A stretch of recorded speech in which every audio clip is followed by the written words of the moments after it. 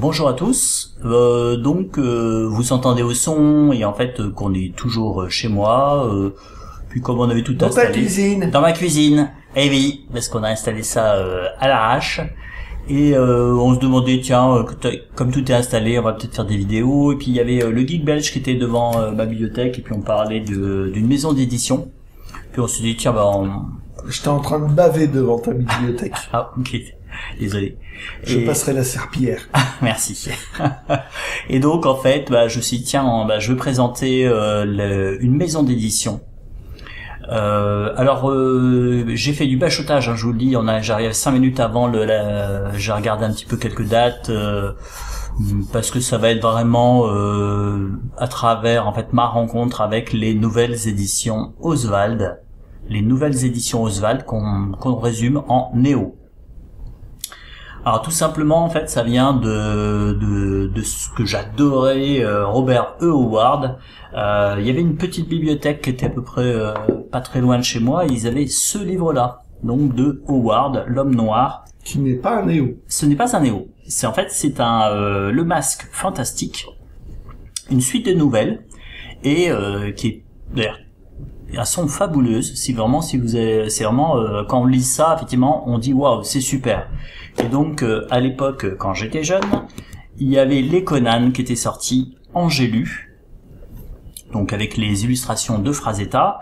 Si on était un tout petit peu plus âgé ou si on voulait les trouver d'occasion, il y avait en titre SF, donc c'est du latex, hein, titre SF. Là on voyait le titre SF. Là les illustrations. Alors là, l'illustration, c'était déjà Nicolet. C'était vraiment super. Quand on avait un petit peu de chance, on arrivait à retrouver les marabouts donc de Howard, Fureur Noire, et le Pacte Noir qui existait aussi en marabout. Collection marabout. Une super collection. Voilà. Et à 18 ans, hop, je suis parti étudiant. J'étais à Poitiers. Et j'entre dans un magasin qui s'appelait L'Autre Rive. C'était dans la rue de la Cathédrale, si je me souviens bien, ou la Grand Rue. Toutes les deux sont parallèles, si je me souviens bien. Et c'est vraiment très intéressant. C'est super intéressant. Et donc j'entre, et c'était une librairie qui était spécialisée sur littérature populaire, le fantastique, la science-fiction. Et en hauteur, ils avaient toute une collection. Hop, on fait de la place. Bien sûr. Roulement de tambour. C'était les éditions Néo, qui étaient présentées comme ça. Et donc, en tournant la tête, je me suis aperçu qu'en fait, il y avait énormément de Robert Howard qui étaient dans cette collection. Des titres dont j'avais jamais entendu parler. Et en fait, c'était tous les titres, finalement, qui complétaient par rapport à Conan. Et je veux dire, tu les as jamais vus et pour cause. Ah je les avais jamais vus. Parce que beaucoup de titres ont été traduits spécialement pour les éditions Néo. Voilà. Et sont sortis d'ailleurs d'abord en français. Oui, ce qui est absolument fou. C'est-à-dire que effectivement, ils ont commencé par rééditer des choses comme le Pacte Noir. Alors apparemment, c'est partiellement inédit dans le Pacte Noir. Donc toujours avec ces fameuses couvertures qui sont absolument magnifiques de Nicolet. C'était donc en fait vous pouvez trouver le logo Néo, nouvelles éditions Oswald, et il y avait des gens que j'avais lu dans différentes quand on citait des auteurs de fantastique, on parlait de Clark Ashton Smith, on parlait de Jean Ray, et en fait je me suis aperçu que tous ces gens-là étaient chez Néo. Il y avait en fait généralement quand vous avez des collections, vous allez voir les auteurs que vous aimez bien, et puis bon, il y a les titres, ça vous dit pas grand-chose. Chez Néo, tout est bon, c'est comme dans le cochon quelque part. Tout est bon. À peu près tout. Ah ouais, à peu près tout. J'ai réussi à en lire un qui était pas terrible. Oui, exact. Je vois lequel c'est. À peu près tout. Et donc ils ont commencé à partir. Néo, cette édition-là, ça a commencé en 79. Je dois avoir le premier tome. Voilà, vous avez au début c'était pas numéroté, hein. Là vous avez le roi Kul, le roi barbare, donc. Voilà, pas noté ici. Non, c'est en haut. C'est en haut. Voilà. Je crois que c'est les 16 premiers ou les 20 et quelques premiers qui sont pas numérotés. Et après, bah, ils ont effectivement, comme tu le disais, ils ont commencé à traduire et on commence à avoir bon, des auteurs en fait hyper connus comme Salomon Kane. Là, on retrouve L'Homme Noir. Alors, petite précision donc pour l'illustration, donc c'est quasiment tout Nicolet. Ouais. Parfois un petit peu Kellec qui était Ils ont dit sa première femme. Et c'est la particularité, toujours l'image divisée en 3. Voilà. Il a fait ça systématiquement. Mais c'est assez subtil pour qu'on s'en aperçoive pas. Cormac McCart.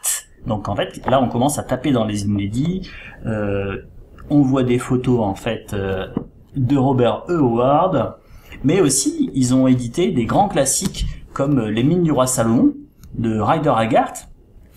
Alors là, je vous permets de passer en fait la première édition qui était sortie en Hetzel, donc fin 19e. Ouais, tu fais pas ton kéké toi, hein? Bah pas du tout. Non, t'es pas fier comme un bar tabac. Hein. Ouais, c'est ça, fier comme un bar tabac. Tiens, et tant que tu y es, ouvre-le un peu. Bon, on va l'ouvrir, on va vous le montrer. Donc on retrouve. Attends, déjà tu montres le côté qui est vachement beau. Ah, Hetzel, c'est quand même c'est quand même super. Donc c'est un plat de Souze. S-O-U-Z-E. Alors je sais pas l'imprimeur, le Nègre, c'est pas Engel. Donc là, le papier classique pour les pages garde colorées. Ouais, vas-y. Et on retrouve, voilà, dessin de Rioux, donc qui était un des grands dessinateurs de l'époque. Et je le remets droit par rapport à l'image que je ne regardais pas. Voilà. Une préface. Donc pour information, à la fois cette version et à la fois celle de Néo n'était pas complète, elle avait été coupée, et la première version intégrale en fait est sortie en Terre de Brume. Il y a pas très longtemps. Il y a pas très longtemps. Il y a pas très longtemps, et je crois qu'ils ont fait un tirage, une série numérotée d'ailleurs. Oula. Voilà. Donc voilà, petit cartonnage. Voilà. Donc on va en revenir à Néo. Il y avait aussi du John Buchan. Alors John Buchan, en fait, j'en ai déjà parlé. Il a été édité par Nelson. Alors Salut aux coureurs d'aventure, ce n'est pas le format classique Nelson, un petit format avec une petite jaquette et dessous c'est des livres cartonnés de couleur crème. Le Salut aux coureurs d'aventure est un format un peu plus grand et il est plus épais et il est bleu. John Flanders, donc là, des inédits John Flanders qui était le pseudo de Genre. Voilà. Donc voilà, et c'est comme ça. Donc ça, c'est vraiment la collection que je recherchais absolument. Ils l'ont appelé la collection fantastique, science-fiction et aventure. Ah oui, exact. C'est marqué là. C'est marqué là aussi. Et donc il y a eu d'autres collections qui sont apparues. Et c'est bien ça? Je sais pas. J'ai pas tout lu. Ah bah bravo. J'ai du retard. Donc ils ont aussi édité une série qui était spécialisée dans le policier. Donc toujours on retrouve le logo Néo. Alors là c'est pas Nicolet qui fait les couvertures, c'est je devrais le savoir, mais je ne le sais pas. On va peut-être marquer à l'intérieur. Introduction.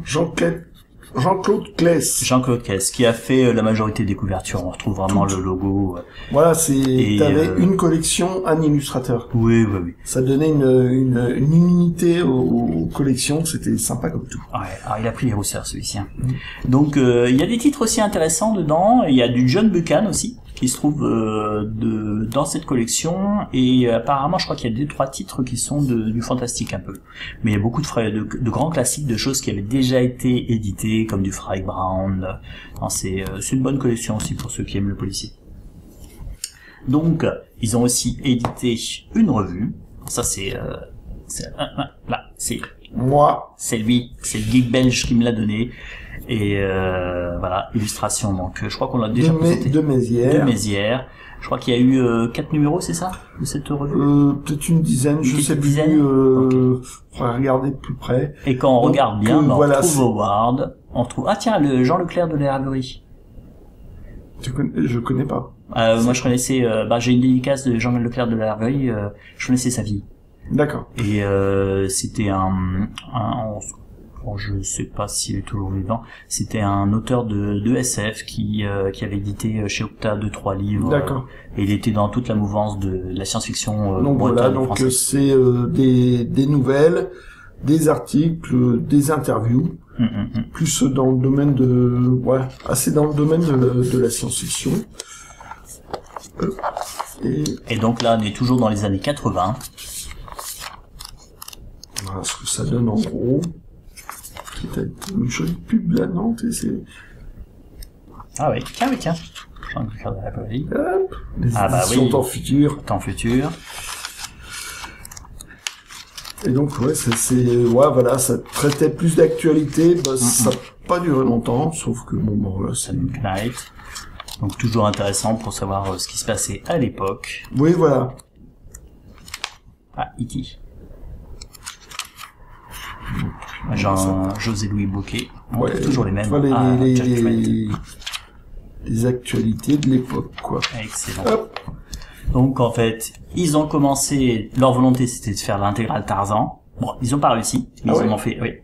Ça c'est, mais il y en a eu pas mal, hein. Ils en ont fait pas mal pourtant. Ouais, 15 ou 16.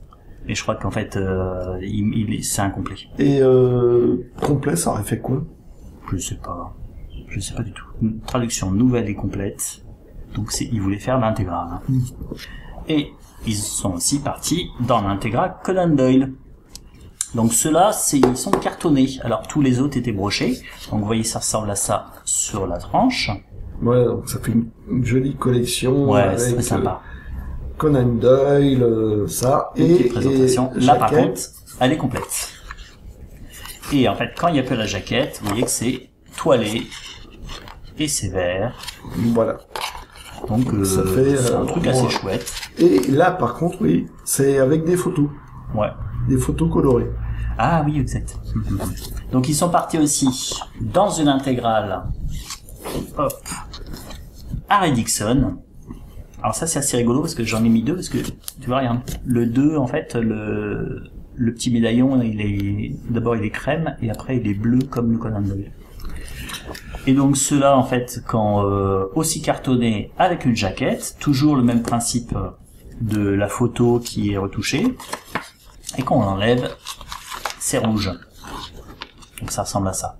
Alors bien sûr, faut essayer de les trouver avec les jaquettes, hein, mais les jaquettes sont fragiles. Et t'as rien à dire de plus sur la jaquette? Sur la jaquette, non, vas-y dis. Même chose en trois, non. Donc oui, toujours 3 parties. Et surtout, ce qui est rigolo, c'est que je sais plus comment ça a commencé. Mais en fait, c'est l'illustrateur, c'est Nicolet qui s'est mis en scène. Donc, il s'est photographié et il a fait des retouches de la photo pour intégrer la photo dans l'illustration. Et en fait, c'est lui. C'est lui, d'accord. Mais il est au naturel. Hein. Il a toujours eu un look un peu 19e. Bah, ça lui va très bien. Ça lui va très bien avec cette coiffure-là. Ouais. Et donc oui, il a toujours eu cette allure-là. Et là derrière, vous voyez, ça reprend en fait quelques couvertures du fascicule. Petit fascicule des Harry Dixon en fait. Ouais. Et donc donc avant il y avait une collection chez Marabout. Oui.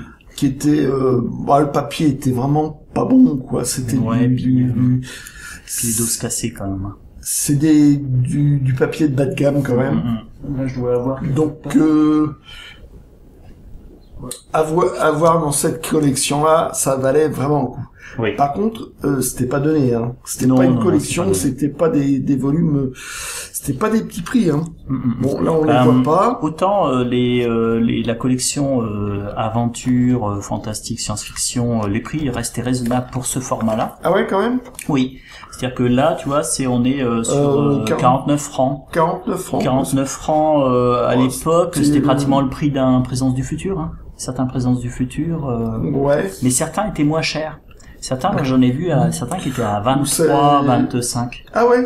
Ouais. Et mais bon, 49 francs, je dirais à peu près l'équivalent d'un album BD. À peu près, ouais. C'est ça. Les BD à l'époque, c'était 40 francs, quoi. Et puis c'était l'occasion de retrouver des vieux textes. Ils faisaient une recherche dans les vieux textes. Ouais. Dans les classiques qui des fois n'étaient plus disponibles. Ouais. Alors ils ont aussi édité Néo Plus, qui était un format un peu plus grand. Je crois qu'il y a eu 25 tomes. Là j'ai le 24e, mais j'en ai pas mal dans cette collection. L'histoire est vraiment chouette. Celui-là je l'ai lu. Et c'est vraiment chouette. Et qu'est-ce que ça va être particulier Néo Plus?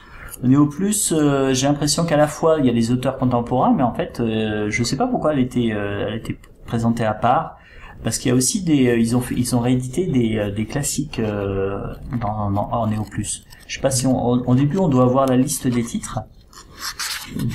Voilà. Ah non, ça c'est. Alors c'est la bibliographie. Ouais. Est-ce qu'ils l'ont mis? Non. À la fin. Il y a du Masterton, doit y avoir du Mundi. Ouais, il y a Démon des Morts de Graham Masterton qui est excellent. Wilkie Collins, c'est une réédition. La Dame en Blanche. Rider Haggard encore, c'est aussi réédition. Ambrose Bierce, réédition. C'est des classiques tout ça. Earl Cox, c'est aussi une réédition. Je crois que c'est Earl Cox. Je me demande si c'était pas sorti en 10-18 avant. Anne Radcliffe, c'est du gothique. Hercule Chatrian, gothique aussi.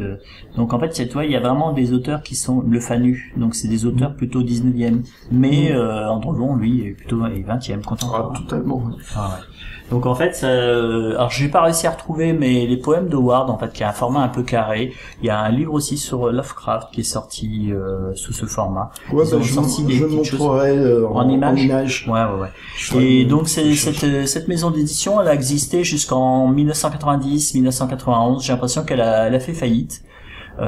Et donc c'était les deux personnes qui s'en occupaient, c'était Hélène et Pierre Oswald, qui étaient passionnés par le genre.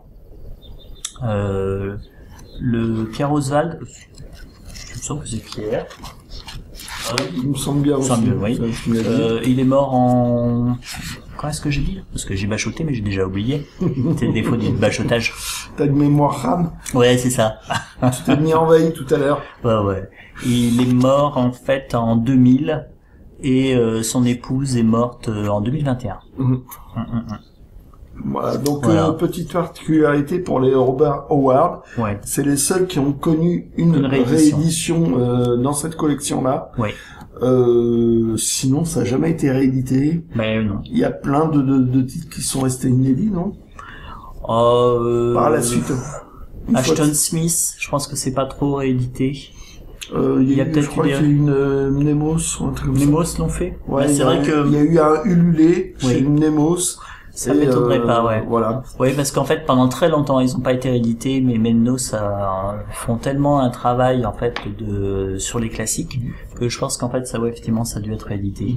Mais ça donne l'occasion, surtout, d'avoir des classiques, avec une seule collection. J'ai envie de dire, les Conan, dans cette collection-là, c'est pas mal. Mais, non, ils n'ont pas été édités, Conan n'a pas été édité en Néo. On les avait, non. Ils ont pas été édités, c'était en Gélu. Je pense que c'est Gélu qui avait en titre SF. Titre SF, donc c'était plutôt années 70. Celui-ci là, donc c'est le premier donc des Conan. Il date de 80, donc par la Tess. Et un petit peu après, ils ont réédité les Conan. Alors ça, c'est ceux que j'ai acheté chez le libraire à l'époque, au fur et à mesure où ça sortait. C'était, on voit 80 Lattès et ceux-là on les trouve très facilement. Oui. Sauf que 84. J'ai envie de dire, il faut préférer la oui, version Brajlon. Si vous avez l'occasion de ça, si vous avez le choix, prenez Brajlon effectivement. Parce que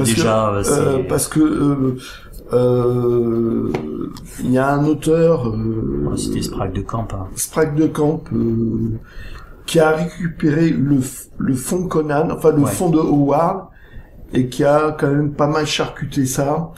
Oui, puis il a glissé ses propres textes, il a trafiqué d'autres nouvelles pour en transformer en Conan. Oui, alors ça c'est très surprenant ça. Quand tu lis des néos, tu dis tiens, c'est bizarre cette nouvelle-là, je la connais ça. Notamment c'est la nouvelle où tu as Conan, t'as des gens qui ont un bateau, qui sont dans un château au bord du fleuve, au bord de la mer, et tu as la forêt avec les Pictes. Et en fait, c'est un jeu en fait tripartite avec chacun a quelque chose. Il y en a un qui a une carte, la carte du trésor, l'autre a le château, l'autre a le bateau. Et donc en fait, c'est un jeu de pouvoir et de bluff. Cette nouvelle-là, c'était pas Conan à l'origine. Donc ils ont sorti ceci. Bon, non, d'habitude c'est en brochet. Vous pouvez facilement en brochet. Oui. C'est Patrice Louinet qui a refait des traductions ou révisées. Du Robert Howard. Là, c'est cette collection-là. Puis elle est vachement belle en plus. C'est vraiment super, quoi. Bon, là, c'est une version cartonnée que voilà. Là, c'est la version cartonnée. Mais la version brochée, l'intérieur, c'est exactement la même chose. Et il y a des illustrations. C'est très joliment illustré. C'est expurgé de tous les trafics. Il a vraiment remis tel qu'à l'origine quand ça sortait dans Weird Tales. Oui, parce qu'en fait déjà je pense qu'il a essayé d'avoir les tapuscrits de Ward, tout simplement. Il a eu accès aux tapuscrits et il a remis ça, j'ai envie de dire, dans l'ordre. Dans l'ordre où c'était sorti, parce qu'en fait le problème de Scrap de Camp, si j'ai bien compris, c'est que lui a voulu faire une sorte de saga comme s'il avait un destin, donc partir du jeune en fait qui quitte son peuple et qui a 14 ans et aller jusqu'au moment où il est roi.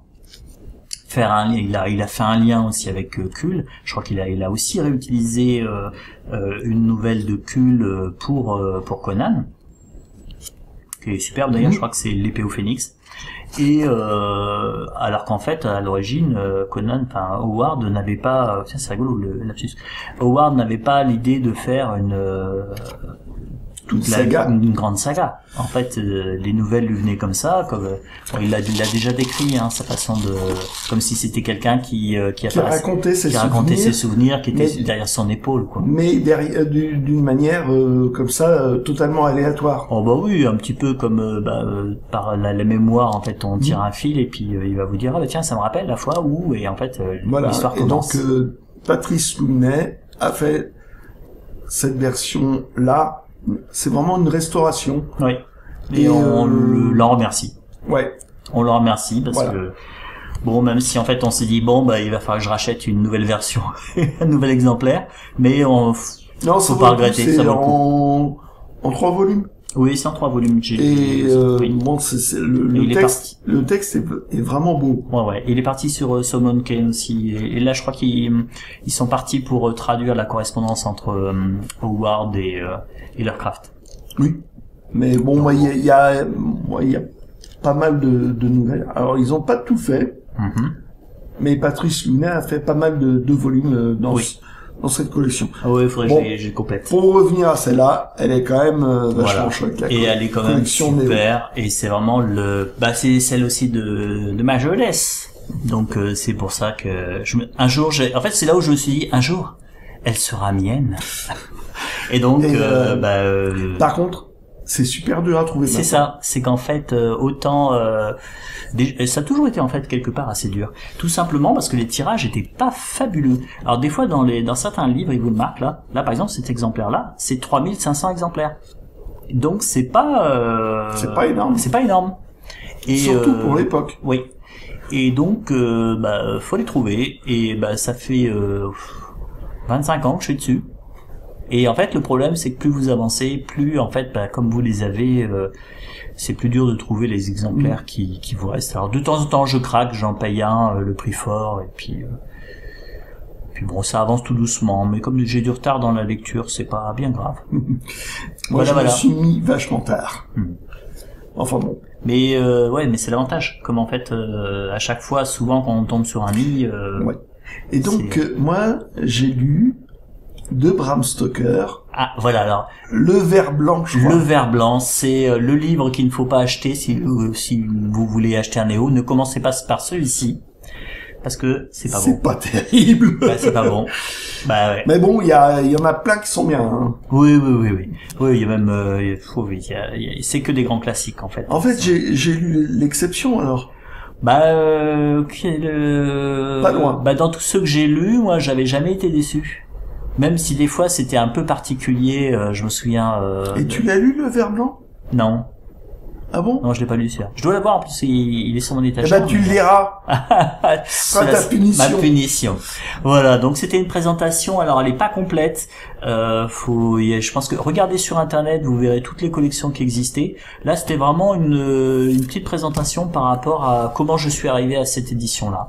Et, comment t'es devenu accro? Voilà, comment je suis devenu accro. Et voilà. Gros bouquin. Ah oui, j'ai pas montré. Ah bah voilà. C'est aussi une des facettes de l'éditeur, c'était 8e art. Et ils ont sorti plusieurs livres.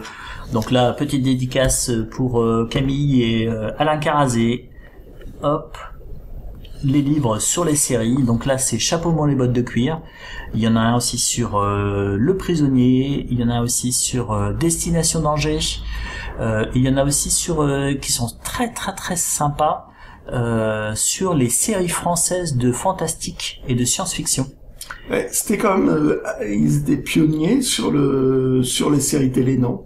Bah, je sais pas s'ils étaient pionniers, mais c'est toujours dans le même principe de. Plutôt dans les premiers, hein, à sortir des bouquins comme ça. Ouais. Mais en tout cas, c'est vraiment super. Alors, c'est super dur de les trouver maintenant. Et celui-ci c'est peut-être le plus facile à trouver, ainsi que ceux que tu m'as offert d'ailleurs sur les séries américaines. C'est 8e art aussi. Ah ouais, mais je savais pas que ça fait une relation avec Néo. Avec Néo. Et donc là, c'est une présentation de tous les épisodes de la série avec Emma. Ouais. C'est-à-dire que ça avait une particularité, vraiment un intérêt à l'époque, c'est qu'il n'y avait pas de DVD. Bah, c'est ça. Qu'il n'y avait pas d'intégrale, donc ça permettait de se remémorer les épisodes. Les épisodes, de voir ceux qu'on avait manqués. Il y avait plein de photos des feuilletons, et c'était super, quoi. Ah, il y a même la série, toi, avec Gambit. Hop là. Et voilà. Voilà. Donc, petite présentation. Bon, bah, j'espère que ça vous a plu. Si vraiment vous êtes intéressé, bah, si un jour vous voyez passer ce genre de dos, ce genre d'illustration, bah, laissez-vous tenter. Laissez-vous tenter, parce que ce sont des livres qui deviennent rares. Bah, ce sont des livres sympas à lire. Voilà. Bon, bah, ciao.